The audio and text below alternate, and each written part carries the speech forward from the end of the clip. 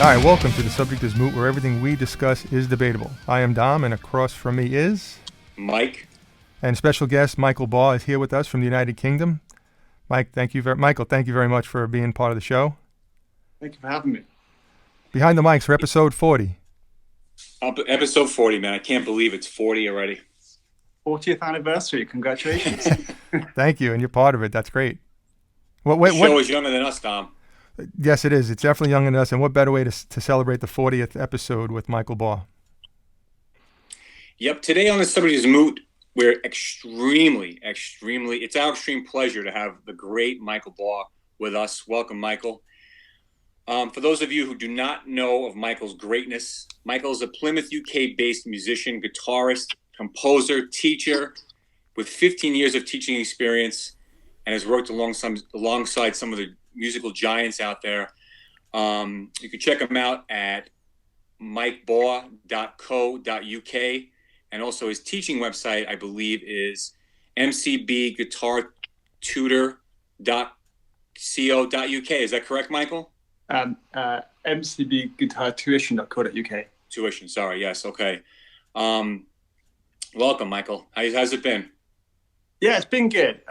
It's been strange times we're living in, but yeah, really good. How about you? Pretty good. Yeah, it's crazy. So let's start off. I want to just touch on congrats on being UK's highest rated and Devon's #1 most booked guitar teacher. Thank you. That's a big deal, I guess, for you, right? Yeah. I mean, I didn't expect that to ever happen. I just one day I had a phone call from Google.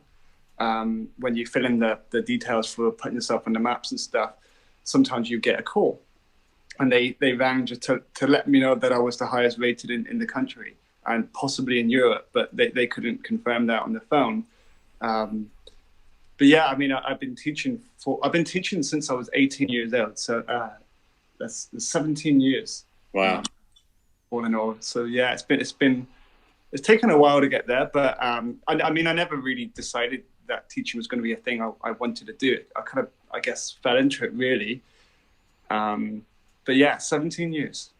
Now, did you find theory and the concept of the guitar and music, of course, to come natural to you as you were learning on your own when you were younger, and then that evolved into you thinking to yourself, yeah, I think I could teach this. I could do this, definitely. Nothing came natural. So I had guitar lessons, and I was probably the slowest learner, or at least one of the slowest learners. So I had this situation where I would have a lesson once a month, because that's what we could afford. And I would play about 4 to 8 hours, sometimes 12 hours a day to be able to get it to the standard necessary to move on the following month. And it wasn't like I practiced all that time because I wanted to be the best on the planet or something. It's because it was what was necessary to be able to get it to the standard that was expected. So I would put myself as a slow learner and the exact opposite of a natural. So I guess in a way that helped me with teaching, because I approach it in a way where I try to make everything as simple as possible, whether that be technique or whether that be theory, because for me, any slight overcomplication on the part of the teacher made it impossible for me to grasp. So I always wanted to make sure that if I put information across, it was done in a really easy to understand way. So as a teacher, I have to ask you, how important do you feel a great understanding of theory is in composing? Even if you just want to, whatever style is you want to compose, even if it's just the simplest stuff to the most complicated stuff, how important do you feel having a solid knowledge in music theory is? It would depend what day you ask me that question. You've asked it today. So today, my current feeling on that is that theory is very useful and counterproductive as well. So I would say, like, what I'm writing at the moment required intention more than theory. So it comes down to, what do you want to say? What do you want to be taken away from the piece of music? So when it's over, what are they left with? The listeners, what are they left with by the time the song is over? What stays with them? Is it the melody? Is it the emotion? Is there some sort of story in the music? So the intention will drive your journeys as you're composing. So if you intend to write a romantic piece of music, so you're going to be drawn to certain chords that will do that. Now, if you've got theory knowledge, then you're going to be thinking major sevens and minor sevens. If you don't have theory knowledge, you're going to go with what feels good. So it's win-win either way. So that's why I say it depends on what day you ask me. I would say half the time theory is my worst enemy because it stops me from doing something new. It makes me do the same thing everybody else is doing. But other times theory is really useful because when you can't find that elusive chord that you really need, and you just can't find it, you can't hear it either in your mind, but you need that last chord, then you can turn to theory and go, well, what are my options? So it's a handy thing to have in the toolbox, but it's not something I would recommend, for me, I would recommend leaning on that. Don't be dependent on theory. It's another tool in the box. Understanding theory, I think, is valuable especially for your confidence. But I wouldn't say, if you want to be a composer, don't let your lack of knowledge and theory stop you from composing, because there are some people out there making great music who are terrible at playing their instruments and are pretty much rubbish when it comes to their musical knowledge, but they're writing music and it's good. Right. So, Michael, I have to say that it's no offense to you, but it's comforting knowing that it doesn't come natural, because I thought it was only me who, I play bass. I don't really call myself a bass player, but it takes me a long time to, like, say, learn a song or even just to get certain patterns down or things like that. And there are days where I'm playing for 4, 5, 6 hours. But it's comforting to know that you struggle too, or you did struggle. Although I have to say one thing, you make it look super easy. You really do make it look super easy, but I'm sure that's a lot of blood, sweat, and tears that went into getting to that level. Yeah, but you're seeing the tip of the iceberg, right? So everything that anybody puts out, whether it's a video or whatever, you're seeing the end result of the hours of self-torture and self-doubt and the little voice in your head telling you that it's rubbish. But I would say, from my experience with the people that I've worked with over the years, by the time they put out the music, most of the time, upon the day they release it, they feel that it was a waste of time and they should probably not put it out. Because it's a love-hate relationship. And I think that's the burden of being an artist of any sort, is that you have to make peace with the fact that you need to learn to love the journey, because the destination is, you never reach the destination. So I think that's been a life lesson for me, is learn to enjoy the journey. And I still get days where I just want to throw the guitar out the window and, you only have to spend 10 minutes on YouTube and you want to give up. Well, you're the reason why maybe a lot of people want to give up, but I like your approach in your teaching, because I do know that, and Mike feels the same way too, not everybody has a teaching method, a good, effective teaching method. They feel like, well, you should already know it, or do it this way, and that's it. But you are breaking down your struggles and incorporating your struggles of how you learned, right? Because of the way maybe you were taught over the years, or maybe just how you just struggled by, I guess, retaining.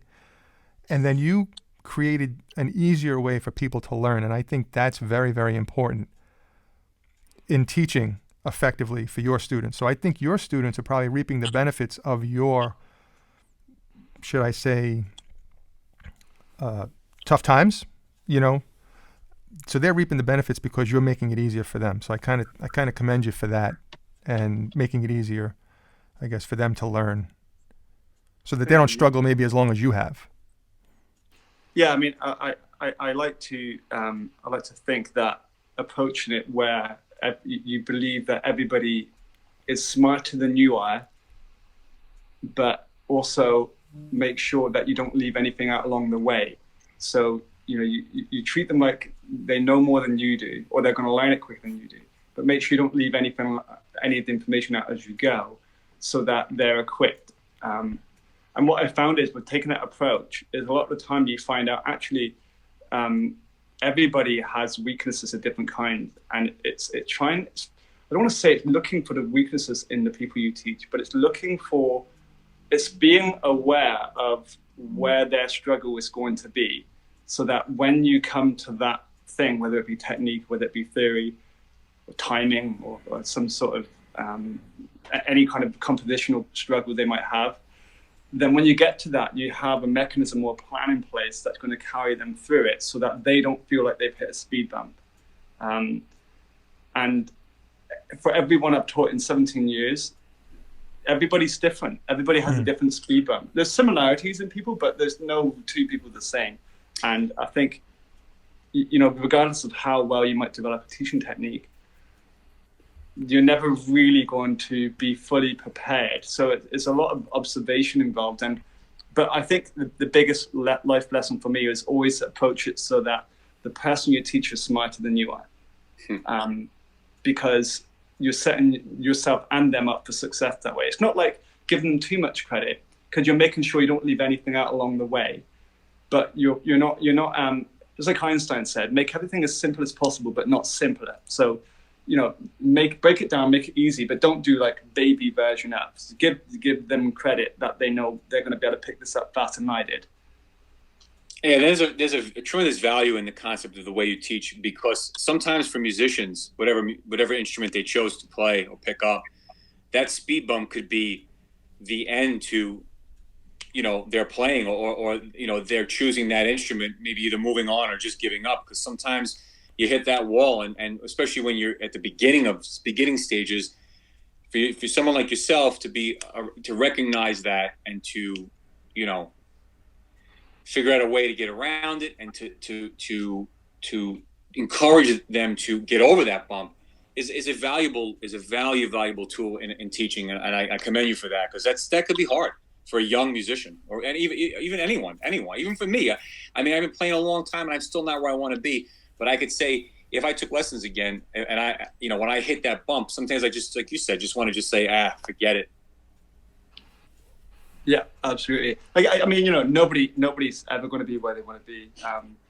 I remember once working with Andy Timmons was in the city, and he did a show here, and I was talking to him after the show, and he had said something along the lines of he made this mistake in one song, and he laughed about it, because he's a very upbeat, positive person. And I was like, really? You made a mistake? Like, sitting in the audience, I didn't see any mistakes. And so, for me, he's as good as you can get. Yeah. For me personally, there is not a better musician on the planet, let alone guitar player. And for him to be like that and to feel perhaps he's not where he wants to be, is something somewhat comforting, because it's like, well, great. Again, it's like, enjoy the journey, because that's all you're going to get, a journey. That's right. Well, I guess this is a perfect segue. So I was going to ask you, like, what players, it doesn't have to be guitarists, like, who has influenced you in your playing and your music throughout your life as a musician? So I came from a background of not listening to guitar music. I came from the background of listening to dance music and stuff like that. So I didn't even touch a guitar until I was about 14 years old. And one day I was going to just watch some TV, and my dad gave me this tape, which was from a live concert called Expo 92, where it was Joe Satriani, Steve Vai, Brian May, and Joe Walsh, and a few others as well. And I didn't like it at all. I was like, I don't get this whole guitar thing. And then Joe Satriani starts playing a song called, this song. Of course. With the nasty chord right at the beginning. So he played that song. This is back when he had long hair. And he had this really cool black guitar with the silver or white scribbles on it. Oh, and yeah. I heard that, and I must have rewound that video and played it again and again and again. And I went out and bought my first CD with my own money, which was the Surfing with the Alien record. And I put that in my Sony Walkman and listened to that record every night in bed, maybe 2-3 times around, over and over and over every night. And I went to an electric guitar just to learn that song only, which was the most disheartening thing in the world, because the first one I ever had to learn was that chord. Yeah. It was, I realized at that point, okay, this guitar thing's I'm gonna have to start somewhere else. Then I had guitar lessons, and my guitar teacher was really into the 80s rock thing, which really wasn't my cup of tea at all. But I ended up getting into it in the end. So, he was teaching me stuff like Yngwie Malmsteen, and teaching me stuff like solos from songs like Van Halen stuff, and all sorts. And nothing really, none of the music really stuck out to me. But for me, it was the technical challenge of being able to play along with it all. Right. And the next time I really found a piece of music or an artist that made me get excited is when I discovered Joe Satriani, was the discovery of Andy Timmons. And from there, it left the guitar. I mean, I don't really listen to guitar music. From there, I listen to the music of the people who I work with. Like one of my a friend of mine who I worked with a few times now, and even played in as part of the band is Nick Johnston, and he served as an inspiration in two ways. In that I liked his music because it was melody orientated and not guitar orientated. It didn't matter that it was being played on the guitar. What mattered was the melody stuck with me. And but his approach to composition made me realize guitar doesn't have to be two-dimensional, speed picking, tapping over a 4-chord backing track, which is how it all sounded to me, and still does to a degree, as a whole. So I like that, and of course he motivated me to release my first record. In fact, I did the record. I didn't want to release it, and he said, "Get it out." So I got it. I got it out. But the first, actually, just before that, I had worked with Greg Howe, and we played together on stage. And at the end, we shook hands, and he said in my ear, he said, "Have you got a record?" I said, "No." He said, "You need to make a record." So that was the inspiration to starting that. That's why I had Jon Reshard on bass on the first record, because that was Greg Howe's bass player for me. Right. Wouldn't that be cool? And of course, Nick Johnston's artist, Mark Rakoff, he designed the artwork as well.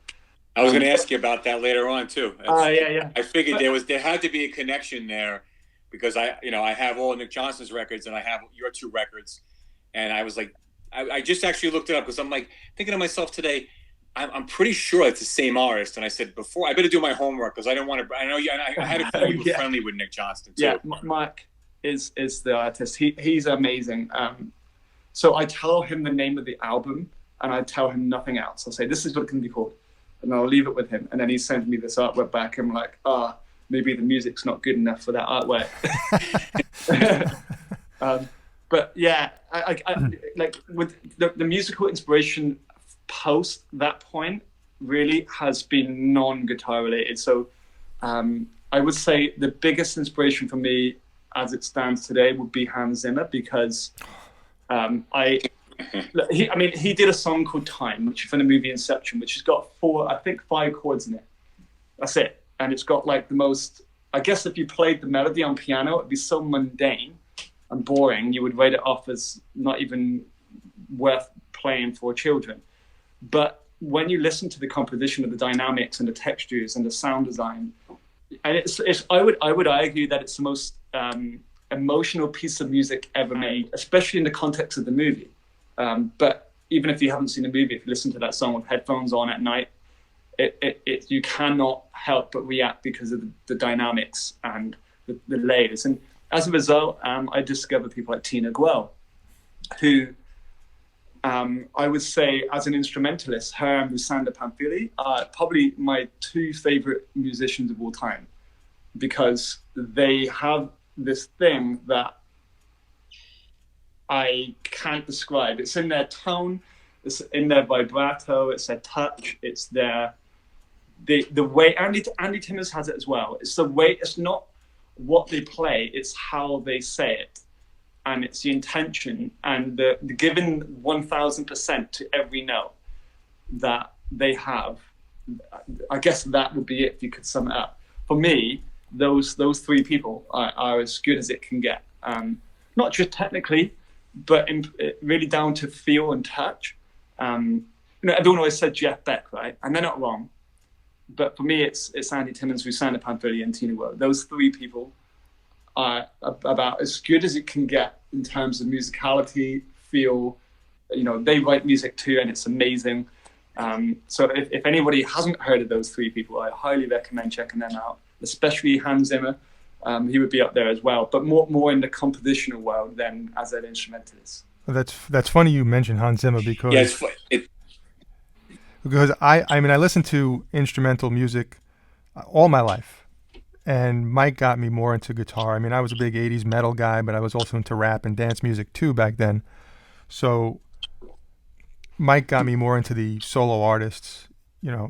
Right now for me, Eddie Van Halen is my favorite guitarist, growing up. But I was into instrumental music my whole entire life, and I got into scores, the soundtrack scores of movies. I would say probably in the 90s, early 90s.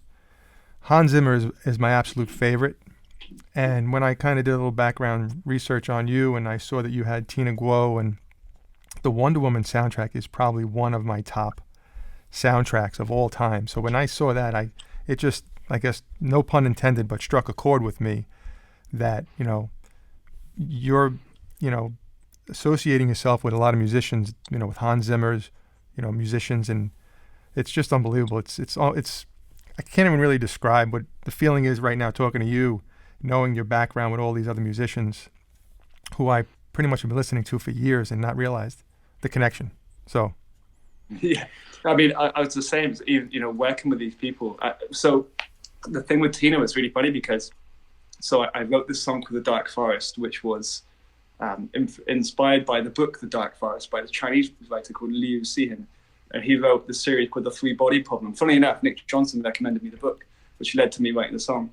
And I sent the demo to Tina and said it would be great if you would play on this. And we had never talked before, and she didn't know who I was, but she got back to me very quickly and said, "Yeah, let's do it," which was a shock because I had prepared for no answer and no. I was not prepared for this is something we can do. And of course, it was, I think, a couple of weeks later, we were flying out to her home to shoot the video. Because when you see the video, for the music video for The Dark Forest, I'm stood behind the camera watching the videographer record her in the room. And it was just a crazy, strange experience. And then, of course, working with Rusanda recently on The Green Hornet, again, it's like, this is the person who I've watched play with Hans Zimmer. Those two people are the front women of the band.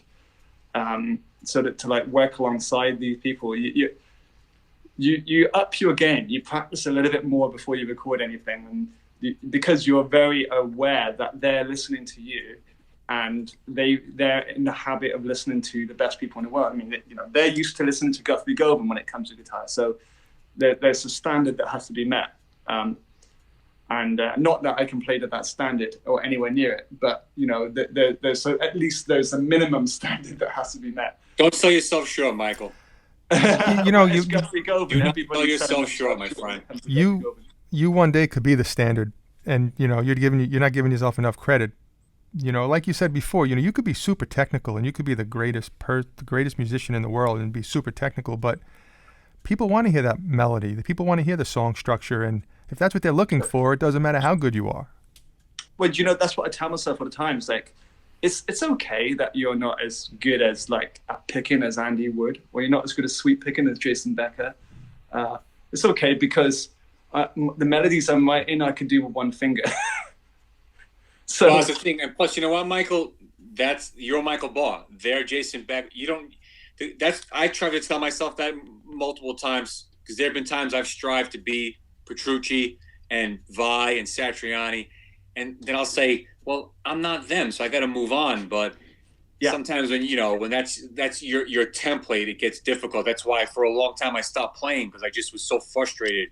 But the good thing for you is, going back to what you said earlier, I think the best element of your music is that you tell a story in every single song. And thank you. You could almost look at the title and kind of it just makes sense. And I whenever I tell anybody who's into guitar music or into rock, I say you should really check out Michael Baugh. He's reminiscent of Satriani, and the only reason I will use the comparison, I'm not trying to compare your style to his style, is because the one thing that why Satriani has always been my hero is because you could almost sing to his songs. Mm-hmm. And he always tells a story. The melody is always his number one priority.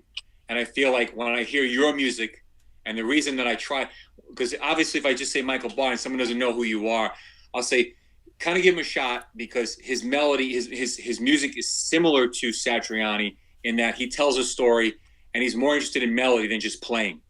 And again, I don't mind playing either. I love a lot of shredders, but I know the difference. And that's the one thing about your playing, is that your storytelling abilities are amazing. Your melody is amazing. Your phrasing is amazing. Your songwriting and composing is amazing. And I think your influences come out in that, because instead of you trying to be the greatest shredder in the world, which at this stage of the game too, with how YouTube has become, it doesn't even, that's why what's got me into playing again is because I don't have to be the best anymore. They're already out there.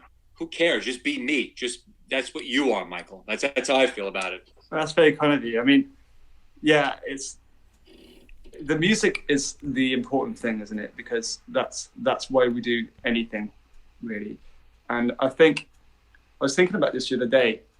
I think if I was learning guitar now, if I was 14 years old and I was thinking about learning guitar now, and I looked at those kind of guys that are out there today that are big playing the guitar, I think I wouldn't learn guitar, because not because of like, oh, the standard is so high, but because the music has not, this is a generalization, but it's been diluted by technique.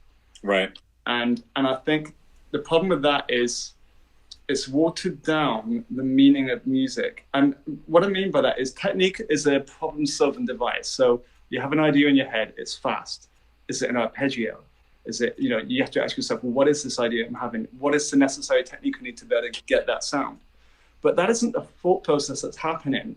The process that's happening is you can watch a lot of guitar players and they have this pattern. It's like, I will speed pick here, I will speed pick there, I'll do this technique there.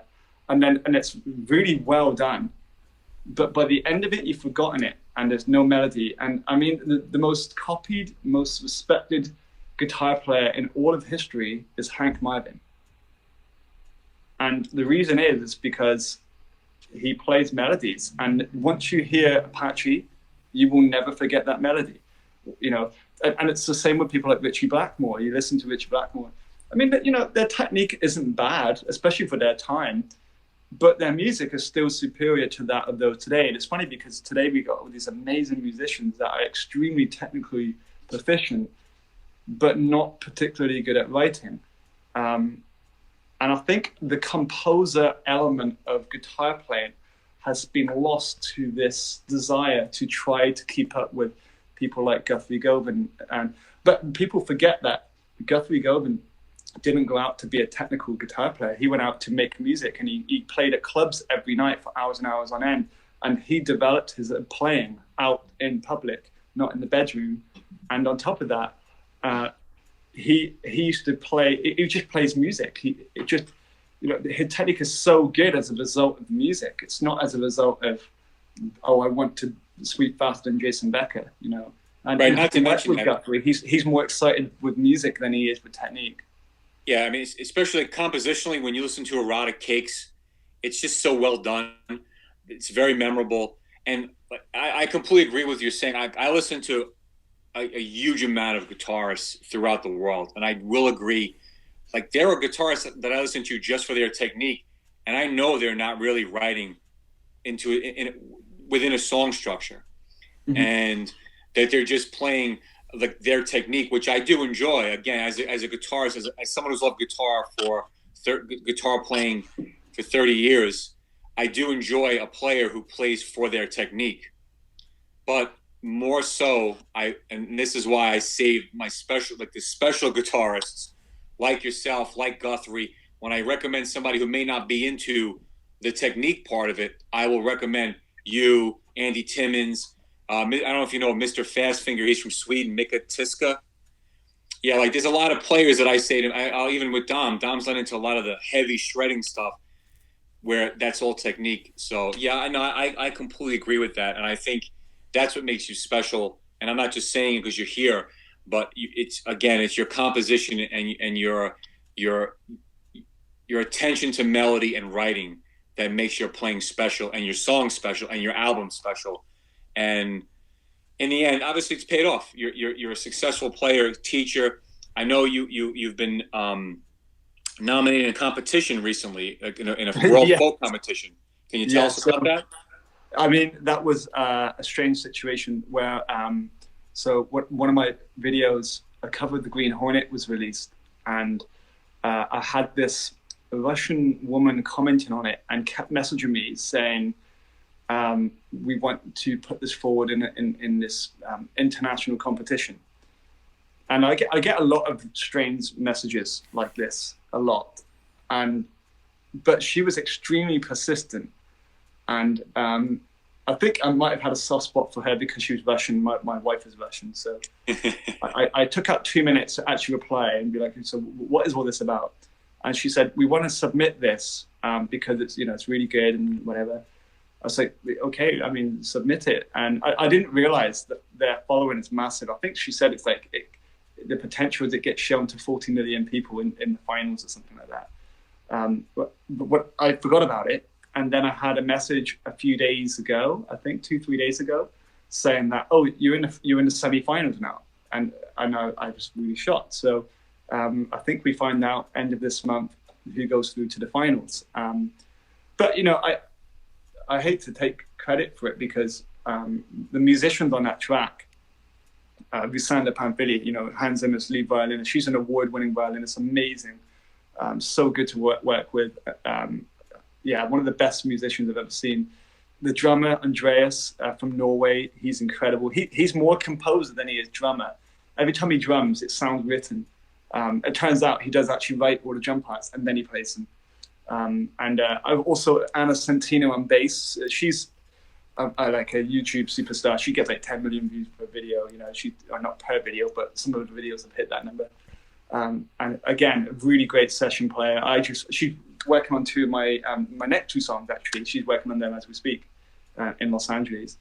And I've left somebody out. Oh, Dan Hillman, the saxophone player. He played 4 different instruments on that track. And these people combined, they make you sound good.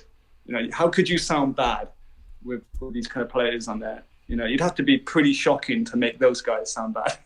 But to your credit, Michael, they're working with you. You know what I'm saying? Right. Sure. So you have to look at it that way too. They're willing to work alongside of you. That should tell you a lot about your abilities and your playing. Yeah, it's shocking. Sometimes you have to pinch yourself. Like, is this really happening? Well, dude, Greg Howe told you to make an album. I know. To me, when you told me that, I had to hold myself because I'm like, if Greg Howe told me to write a record, I would hold myself in a basement and write a record because Greg Howe said, "Go write a record." Yeah. So. Well, they'd be probably saying that about you as well. Nah. No, I'm not talking about you, Mike. I'm talking about Michael. I'm talking about Anna Sentina and everybody else. They're saying that about Michael. I actually saw Anna Sentina on YouTube probably, I want to say like 3 years ago.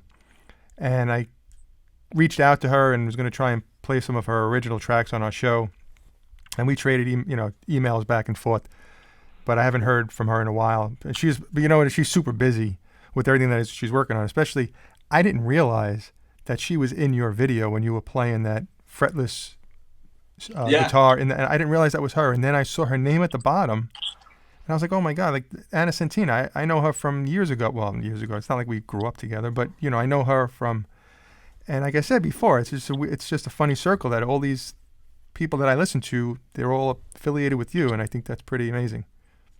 Well, I still don't understand how this has all happened. It's there's, I guess I have you could say I have a secret that I've never really spoken about I think I mentioned it once to somebody that doesn't know me, and that is, and I think the reason why I kept this a secret is because I felt that if this was common knowledge, then this could prevent me from doing what I really want to do. And that is actually, I'm about 60 or 70% deaf. So, which is why I'm leaning forwards, by the way, because it's like, if I don't hear you. And it's not because of guitar or music or anything. It's because I was just born with not good hearing. So I picked the wrong profession for the kind of condition I have, whatever that condition is.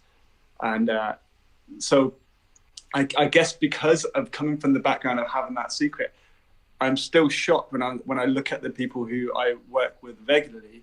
It's like, how do they go from here to there?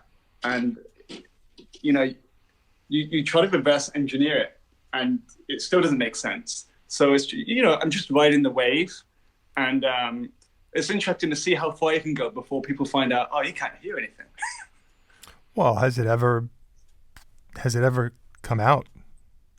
I mean, I don't hear high frequency. So the higher like notes on the piano, for me, all I hear is the key. I don't hear the note. I just hear that. Fortunately, on guitar, I can hear every note. On a 6-string guitar, or even on a 7-string, I can hear every note. So I'm very fortunate. Violin, the minute they get on the smallest string, about halfway up the neck, it's gone. It's just I just hear the bow. So it's just a scratching sound for me. So there are some pinch harmonics that I don't hear as well. I know they're there because I can feel the string resonate. So I know I've landed them, but I don't know if I've got too much treble or not on the amp. So I tend to play with all the treble pretty much off, just in case. It's almost completely off.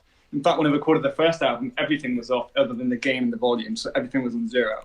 And I just EQ'd it. And but I was also very fortunate. I have an amazing producer called Josiah Manning at Momentum Studios. So I always send everything to him, and then he sent it back to me, you know, sounding amazing. I always think of it like, you know, I'm this like ugly guy, and I send it to him, and he sends the photos back, and I look like an airbrush Victoria's Secret because like he just, you know, he's really good at, and I can't hear very well, but I can hear that everything's done well. You know, so I'd imagine it sounds better to everybody else. That's an amazing story. It really is. Well, it hasn't affected your playing or your writing. Exactly. As far as my ears. But to be Not yet, anyway. to be honest with you, you know, your secret's pretty safe with us because not that many people listen to our podcast. So if you didn't want it to get out, I guess, you know, it didn't matter that you said it here. You're in the right place. Yeah. Michael, how did you get to work with Ernie Ball, Music Man? How did that start up? So originally I was with a brand called Sir, who at the time, Guthrie was using their stuff, and Mike Knopfler and a few others. And so I had an artist deal with them. But prior to that, I was using Ernie Ball guitars that I'd saved up for, bought with my own money. And then I had this deal with Sir. And about a year in, I had a message from someone at Ernie Ball saying something along, I can't remember exactly what it said, but it was something along the lines of, oh, you don't use our stuff anymore. And what I hadn't realized was they had watched my videos, so they were aware of me to some degree.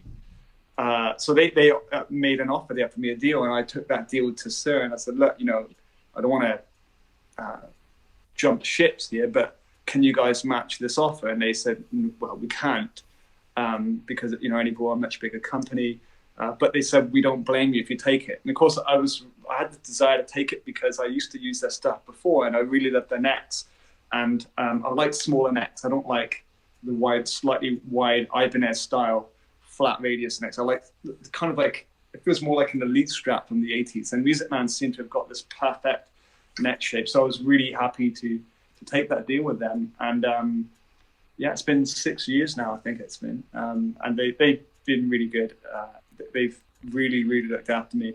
I think of all the endorsements I've been fortunate to have over the years, Music Man have just gone above and beyond. And they built me some one-off. I got, I think, 2 one-off instruments.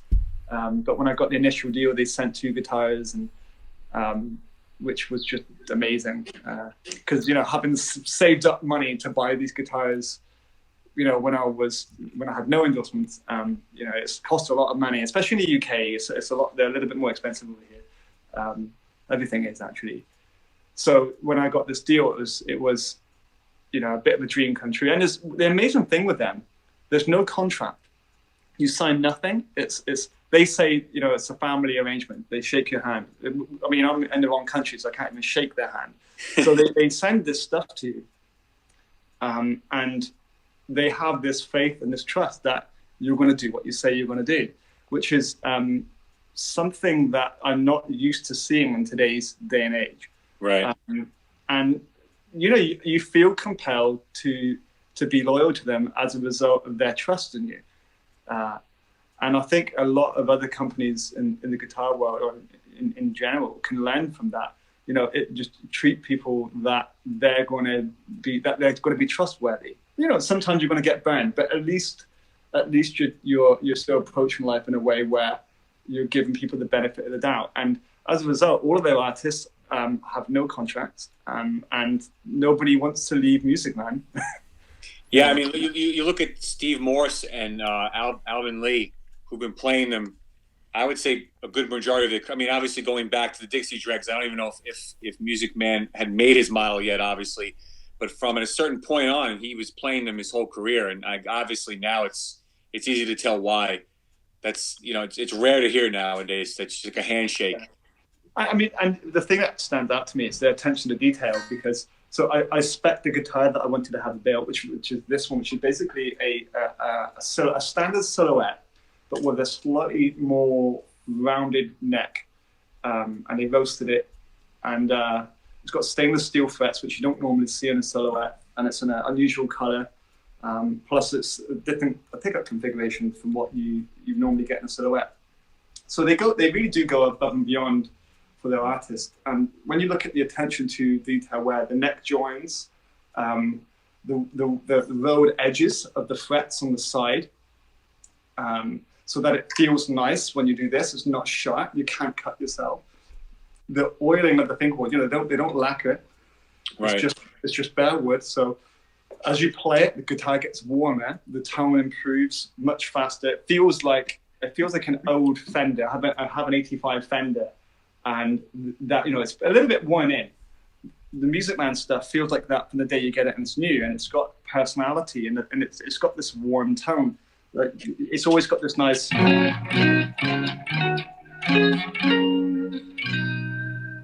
It's very organic. It's very warm too. It's warm. Yeah, exactly. I never fiddle with amps really. I just tend to plug in and go. The only thing I tend to fiddle with is the volume and the pickup switch, and sometimes the tone. But it's inherently, you want a good blank canvas. And if you've got a good blank canvas, or an amp that sounds nice no matter what, and a guitar that sounds nice no matter what, you just focus on the playing. You don't worry about anything else, and that's what I like about their stuff. When I play Music Man guitars, there's never anything that's causing me to be limited. There's never anything that's like a roadblock in the way to the playing of what I'm trying to achieve.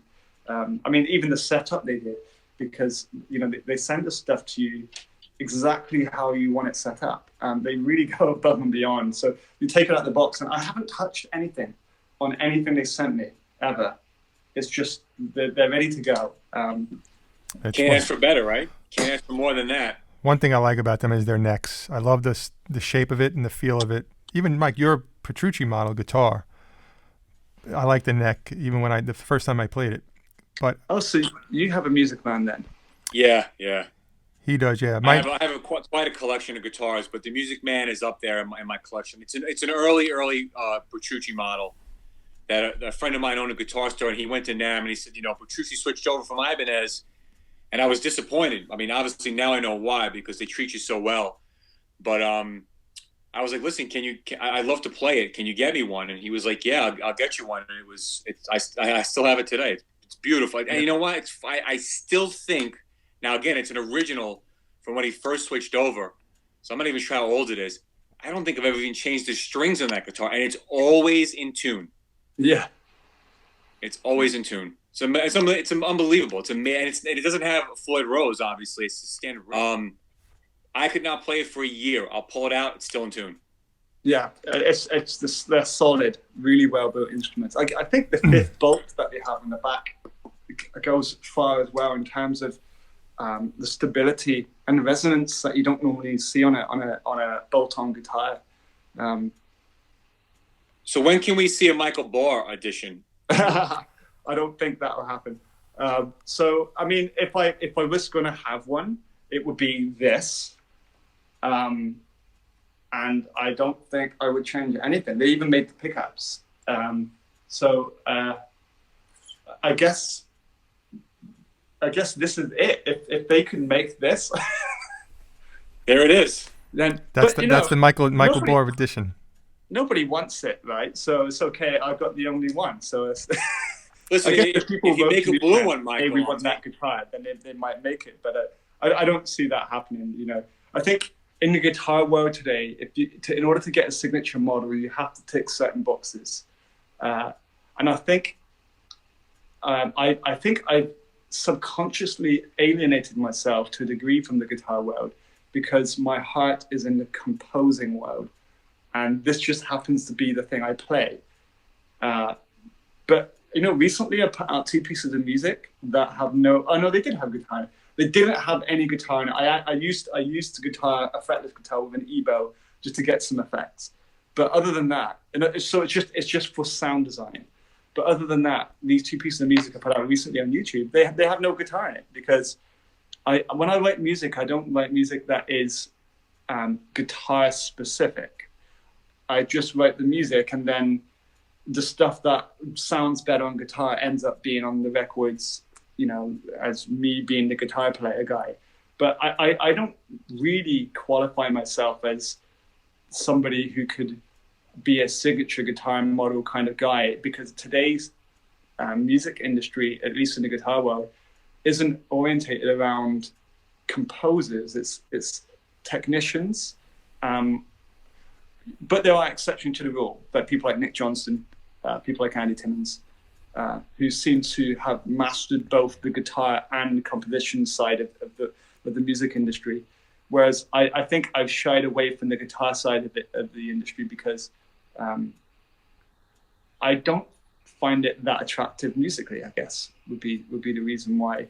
I think maybe to my own detriment, because perhaps if I did, and I did exert myself more in that manner, in that part of the industry, maybe I'd be further than I am in the guitar world. But I don't know. I think you go in a direction that your eyes are looking. You have to follow your heart.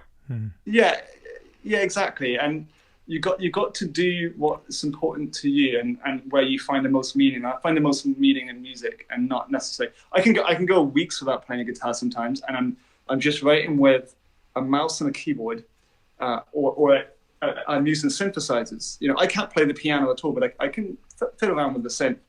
And the 2 new songs I had coming out shortly with Anna Sentina were written on synthesizers, because that was the appropriate instrument for the sound I had in my head. So getting a signature guitar would be a dream, but to me it also seems unrealistic. I mean, this is amazing, you know, that they built this for me. And I think personally, in the guitar side of things, I think this is the end of the line for me. I don't see it moving on from here in the guitar industry. I think the direction I seem to have stumbled in is into the composition side of things, where, you know, recently I worked with Lara Samogi. I think her name is Samogi or Samogi. Her first name's Lara. She's the harpist in The Lion King, and she worked with Hans Zimmer. And, you know, I keep finding myself working with musicians that are in film school, and that tells me that my heart is in that. And even recently, I had Hans Zimmer comment on that video actually on my Facebook page, which still blows my mind. Which means he had to go there to watch the video, to like it and then comment on it. You know, for me, that's I guess that's as good as it gets. Hans Zimmer commenting on a video, even if he disliked it, that's about as good as it gets to get his attention. I think for me, that's worth more than any signature guitar or anything material. Is the person who you most respect noticing you and giving you a nod. I guess, well, I mean, that's it. Andy Timmons has commented on my stuff in the past, and so has Hans Zimmer, and of course people like Tina Guo and Sander Panfili. For me, that's it. There's nothing beyond that. That's better. So anything else is just like, oh yeah, that's nice. But you realize, as good as this stuff is, you realize you have your whole life ahead of you. There's a lot more work for Michael to do. Yeah, but it's all about the music though, right? So it's if I release stuff and nobody buys it, I don't care because I will listen to it. This is the weirdest thing. I do listen to, especially the newer album. I listen to my own music because I made that record because I wanted to listen to film score music that was instrumental guitar, and there wasn't any, with the exception of Remarkably Human, which is the only one I can think of. So I thought, well, I played that album to death. I can't listen to it now because I know every note, I know every drum beat, I know every part I know every part of that album because it was in the car for like 2 years. So I had to make another guitar instrumental film score sounding record for myself because I didn't want to listen to guitar music, but at the same time I do like guitar, so I made it for me. And I guess that's, as far as I'm concerned, the future for me is just making more music for me. And if other people like it, that's a huge bonus. And I'm amazed other people like it because I don't consider myself having great taste or anything like that. I'm not like a musical snob. I don't think Ariana Grande is any worse than, Guthrie Govan. They're both. I will listen to both. There's nothing wrong with either.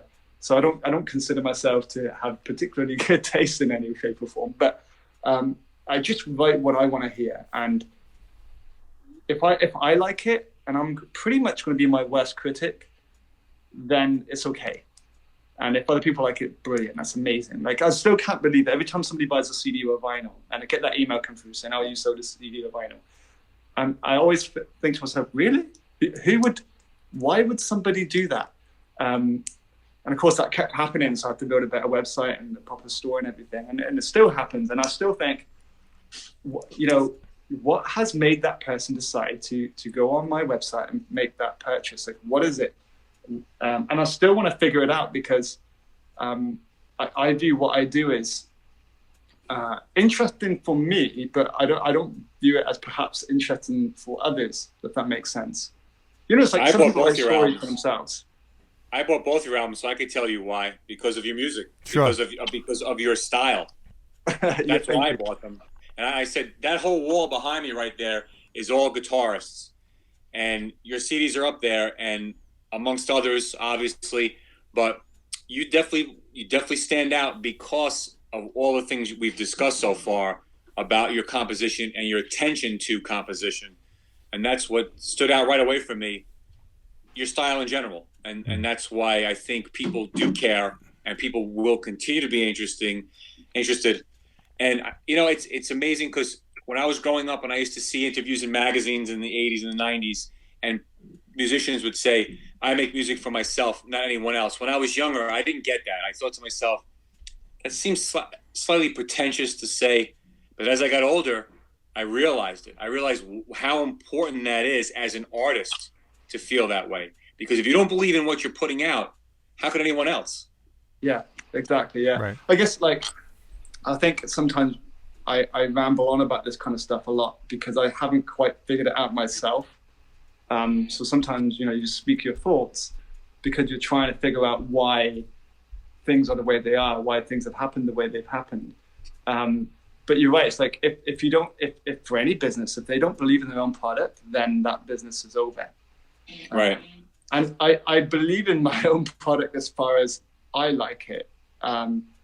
So it's always surprising that other people like it. It's never, every time you get the message like on Instagram or Facebook and some say, "Oh, wow, I really like your music." I never look at it and go, "Oh yeah, another one." It's always, it's always like, there's another one. It's like, really, there's more? Yeah. Another one? It's like, oh my goodness. It's like they realize there are Nick Johnsons out there, and there's Andy Timmons out there, and there's like all these other amazing players. Like, what possessed them to do that? How did they find my stuff? It's like, I'm still trying to figure it out, but I think that's the wonder of the internet, isn't it? It's like people stumble upon things because of things like Spotify and YouTube and things like that, and Facebook and Instagram, and it's given everybody this platform that that allows things to be discovered, people to be discovered that would ordinarily kind of be lost, in the world of the unknown. YouTube has changed. Johnston, funny enough. YouTube was a game changer, I believe. Even when I was younger, taking lessons, if I went to a local teacher and said, "Can you teach me Satriani or Vi?" they couldn't. Now you could pull that up on YouTube and play it in half speed and learn it within a week. Yeah. So, now you go on YouTube and there's like a 4-year-old playing it, Right. That's the thing. And that makes me want to quit to this day. Yeah. So I think that's why like being completely honest with the whole I'm making music for myself thing. I think for me, that started as a result of YouTube, going on there and being like, oh, I can't do that. I can't do this. I can't do what that guy or what that girl can do. And then I remember thinking to myself, well, what can I do? I said, well, I guess I can still write music or what little technique I do have. And I think that's what led me down the road of, okay, maybe do something for yourself, because like trying to take over the world with your picking technique just ain't going to happen, because Paul Gilbert, Guthrie Govan, Sean Lane, blah, blah, blah, blah, blah, and some Lisa X, right, and people like that. So I think that's what led me to the point of reconsidering what I'm doing and why I'm doing it, because there's always a bigger fish. And I think my initial thing was, I need to be the fastest guitar player in the world or whatever.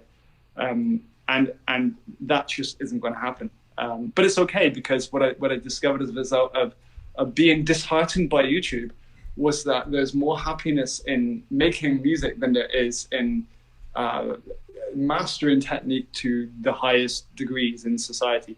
It's like, my favorite thing to do is to pick up a bunch of chords and find a rhythm, and you kind of get in the zone and you repeat that rhythm over and over and over again, because it just feels good. And no amount of lead guitar playing does the same thing. You don't internalize the groove. And for me, like, rhythm playing is where it's at. I can't believe I'm saying this, because like the old version of me from when I was like 17, 18 years old, if he heard what I'm saying now, he would be deeply upset, because that's like I want to be like Jason Becker version of myself. But yeah, now for me, it's all about chords, and not even chords. It's more about the rhythm. The chords aren't really that relevant. It's the way they're played. Like, people like John Mayer, when he came out, he blew my mind, because like, there's all this like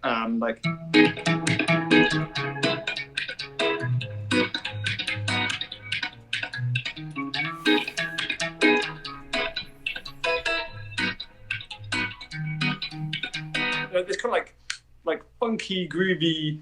I could do that all day. It just feels good. I have all John Mayer's stuff. Everything he's put out. And people are like, you like John Mayer? And I'm like, sure, he's great. You don't realize how good of first of all, how good of a songwriter he is. Yeah. How great of a guitarist he is, and how great of a musician he is. Yeah.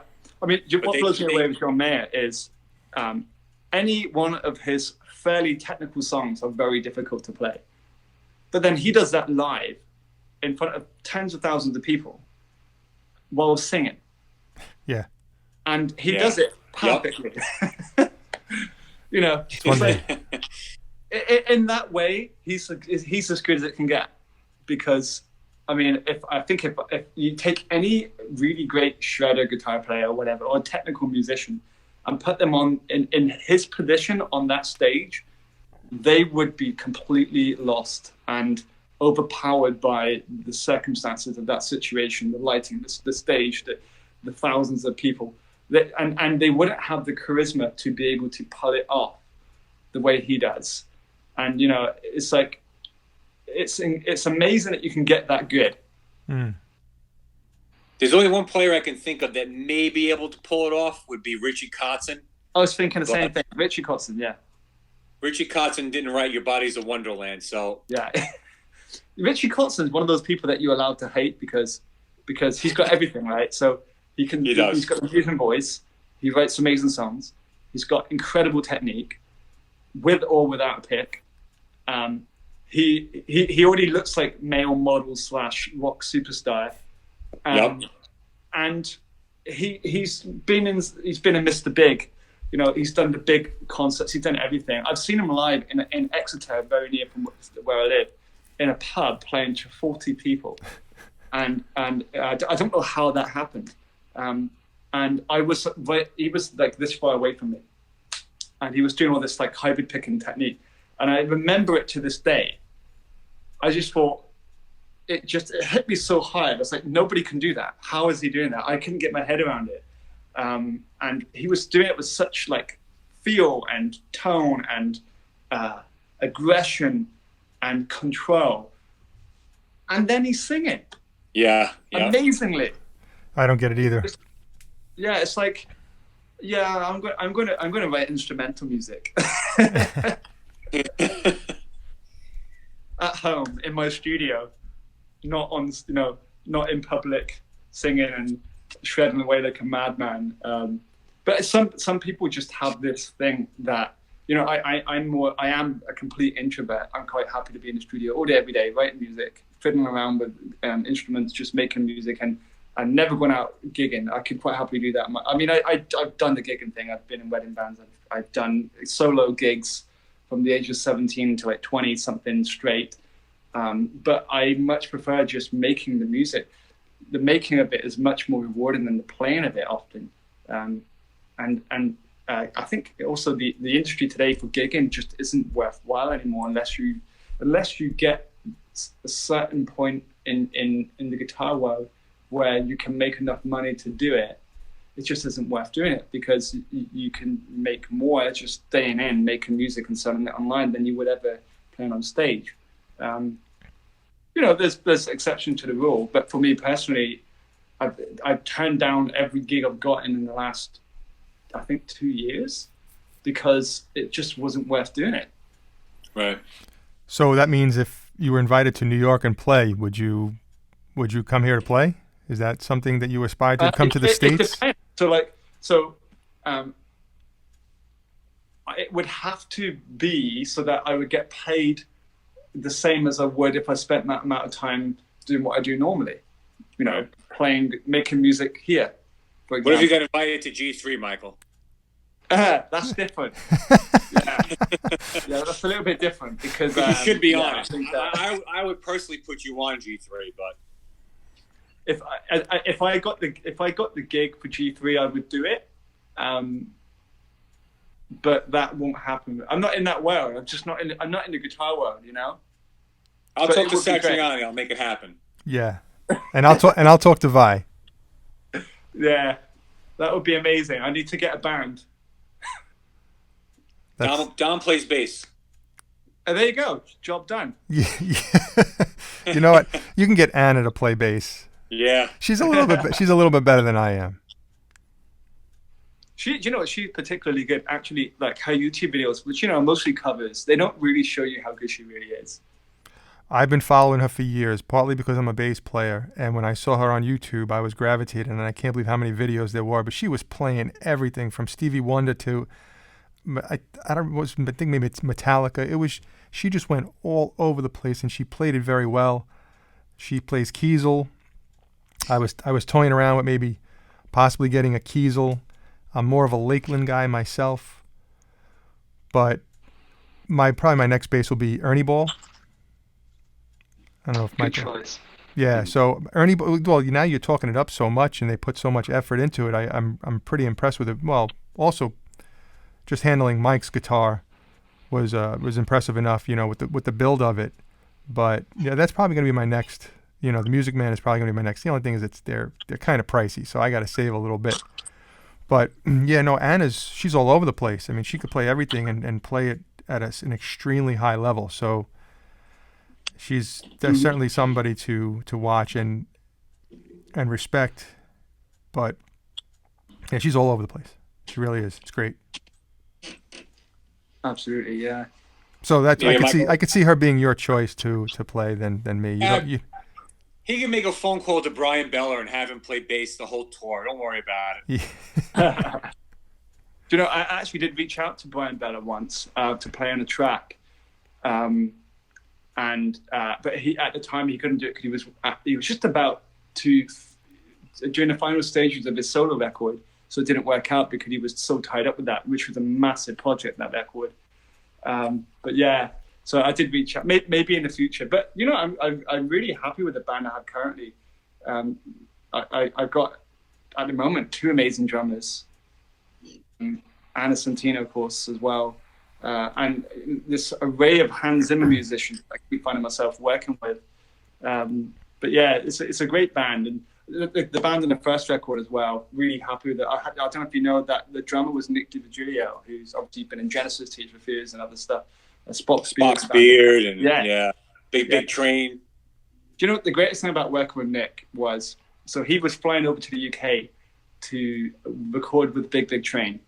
So he invited me up to the studio, and I got to watch him track a Big Train record. And then we went out for dinner, and he gave me this portable hard drive with all of the drums that he recorded for my album with.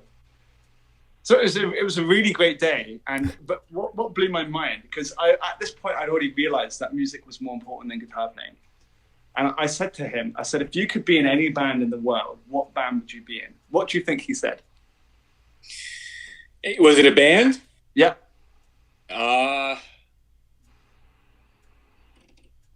Man. Radiohead? No. Not pretty close there. I was close enough. Muse. And I said, well, why? I said, that's must be really easy to play for somebody like Nick. He said, yeah, but it just feels good, to play that stuff. Sure. And powerful music, right? Now, listen. I've seen hundreds and hundreds of live shows. Muse blew me away. For 3 guys, they blew me away. Yeah. Well, you're like the 2 new tracks that I'm working on with Annette, because they are very, very Muse-influenced tracks. Think like Nights of Sidonia, that kind of thing. That's what these tracks are basically based on, that kind of vibe. Because for me, I would say that they're the biggest, most influential rock band in the world of the last 10 years, at least, maybe 20 years, because they have a sound that's instantly recognizable. You only need to hear a few seconds of Muse and you know it's Muse. Yep, I agree. Now, speaking of the 2 tracks, is this now for your future? Are you recording a whole record, or is it just going to be individual tracks that you're going to release? I don't know. So I've never done this before. I've taken this approach to release singles with videos, as opposed to 2 videos and an entire record. And I think subconsciously the reason why I did that was because every time I release a record, the tracks that I think will be the most popular are not the most popular. They're always the tracks I like the least. So my biggest selling track of all time is Times Past from my first record, which I am absolutely sick of, and if I never hear it again, but it's just the most popular track. And then on the new record, it was a combination of Owari no Nai, which is Japanese for without end, and then Clocks Are the Knives of Time. So I didn't make a video for those 2. I did a live version of Clocks Are the Knives of Time because it was so popular, but I didn't make videos of those. And those are my two favorite songs from your record, from the last record. Believe it or not. There you go. So I love those songs. Myself with picking the songs that should be the singles anymore. So what I decided to do is everything I write, there will be a video for, and I think at the end of it, when I got enough to make a record, I'm like, I'll make a record. I'll get work done and and make it into a complete record. I think that's the reason why I've done that, because I get it wrong every time I guess which should be the best songs. I mean, on the second album, my favorite 2 songs are still The Man With No Name and The Dark Forest. So I'm glad I made the videos. But they're just not the most popular songs on the record, which just blows my mind, because the 2 most popular songs on the record are the ones that I didn't even try. It's like Clocks Are the Knives of Time is the way I play when I'm not trying. And Owari no Nai, I just felt like, oh, I'm being a bit lazy, really. This is just like, simple one-string melody. Well, if those songs are you not trying, Michael, I'm quitting guitar tonight. You're going to see about 8 guitars go on eBay tonight. Yeah.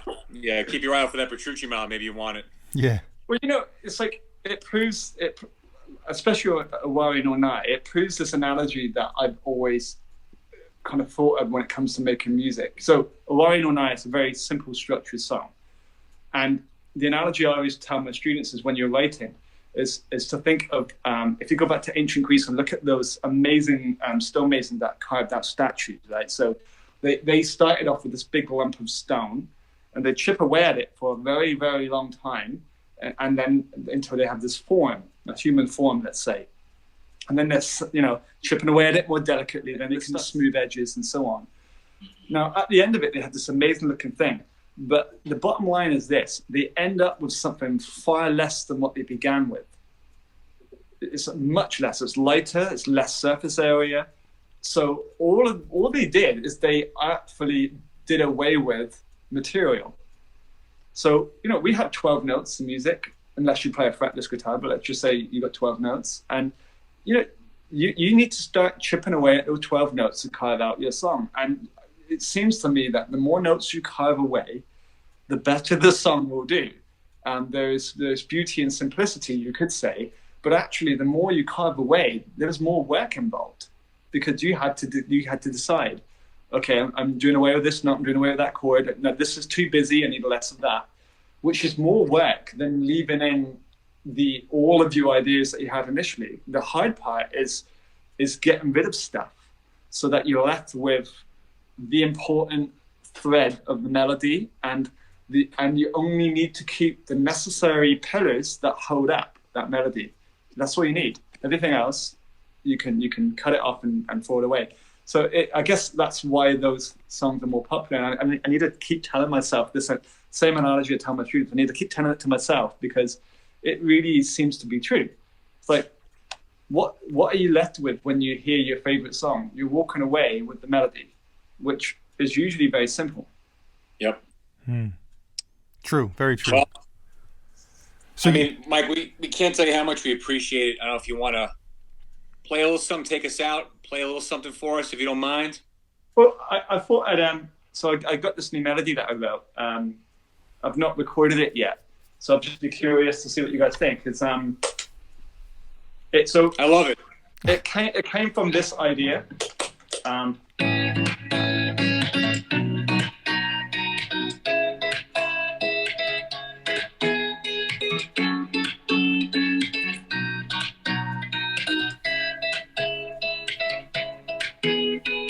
So it came from that, but it needed a melody, and I didn't want to do the whole play some chords and play on top of it thing, because I just try to avoid that as much as I can. I either hire a string quartet to play or try something different. And I thought I wanted to try something that was more Andy Timmons' approach, where you have the lead guitar is doing both the rhythm and the harmony and the lead. So I came up with this idea.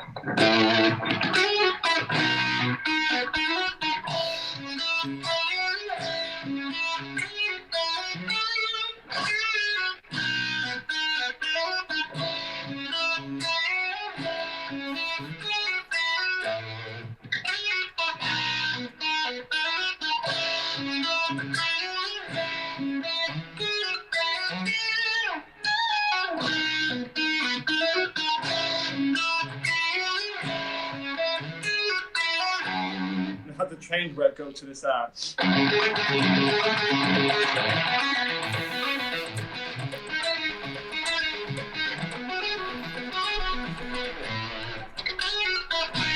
Back around to the main melody, but yeah, it's just a new approach I'm trying to start doing, where you just have drums, bass, and guitar with no overdubs. But yeah, what do you guys think? Let me know when I can pre-order the CD, Michael. Exactly, yeah. Let us know we could pre-order the CD. Just let me know when I can pre-order it. That's all. I'm in. Well, that's it. Nobody's heard this yet. Well, maybe one or two people have. But okay. So I'll run with it. So it's good. It's good. Because I don't get to gauge this stuff, you see, and be like, oh, what does the audience think? should I strike Do this? not give up that riff. It's fantastic. Yeah, absolutely. Should I strike this from? We don't want anybody getting any ideas from this song, right? So should I leave this in here? Or? Well, it doesn't matter now because once it's been recorded, it's now copyrightable. So this is recorded. So this is the cheapest way to copyright a song, right? Exactly right. Yep. This because they have it on. We have it on video of you playing it. So. Well, Michael, listen. Is there anything you want to ask us or anything you want to talk about before we let you, I guess, head off into the night? Well, no. I think we've talked about quite a lot of different stuff, and I'm just grateful for you guys to for having me on your 40th anniversary. You guys have been together a long time now, and been through many ups and downs, I'm sure. Yeah. Well, listen, we really can't thank you enough. It's been an absolute pleasure and an honor to get to know you more, besides just trading some messages through Instagram and things like that. But we want to continue the relationship, promote you any way that we can. You don't really need us to promote you, but, whatever you do and be proud of, because you're certainly turning heads and like you said, even with Hans Zimmer, just, going onto your Facebook page or whatever. Trust me, people know who you are. So maybe one day, you may not expect it, like you didn't expect that call from, I think, the World Folk organization there, but maybe one day Ernie Ball will, or Music Man will, make your own signature series model, which you deserve. Oh, that's very kind of you to say. Thank you very much. Yeah, thank you, Michael. And speaking as a guitarist, you're a true inspiration. Good luck on that contest. You deserve, you and your group there definitely deserve to win. And I'm going to be keeping an eye on that as well. We really appreciate you being on. Thank you, man. Thank you so much. Yeah, so like I said, keep in touch, and I'll reach out to you tomorrow. I want to ask you a couple more questions, but thank you, and Mike. That wraps up a show here, and a fantastic show, 40th show with Michael Baugh. Truly, humbled and honored. So for that, I am Dom, and remotely across from me is Mike, and a special guest, Michael Baugh. And we're out.